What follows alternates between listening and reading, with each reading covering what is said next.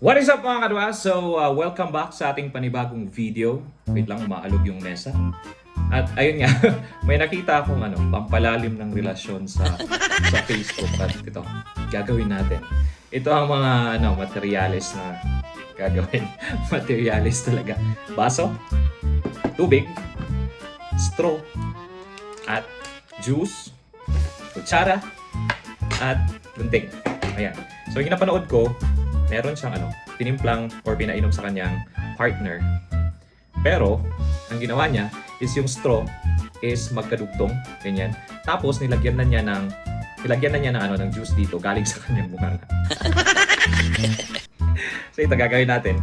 Una ikakat ko tong straw. Pagdugtungin ko lang. Kasi hindi kasya sa baso yung kaya kailangan kong i-cut gamit ng gunting. Di ba? Huwag niyong gagayahin. Ito ay mapanganib. So, tinugtong ko siyang ganun para magkasabit sa loob. Diba? So, sabay kaming inom mamaya. Ay, ingay! Bago siya tawagin.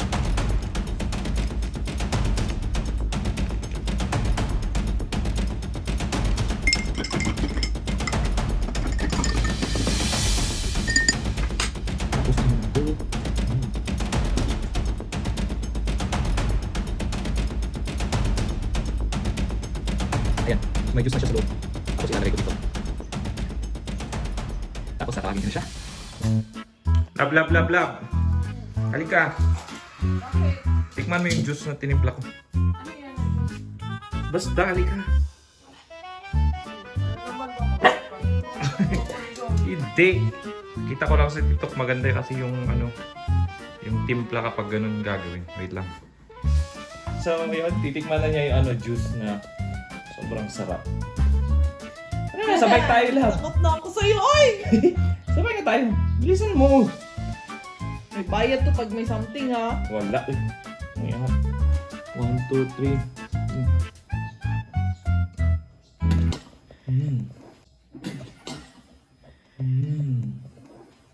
Hindi mo tinikman? Tingnan ko, masarap na. Tinikman o hindi? Hindi mo tinikman eh. Meron ka.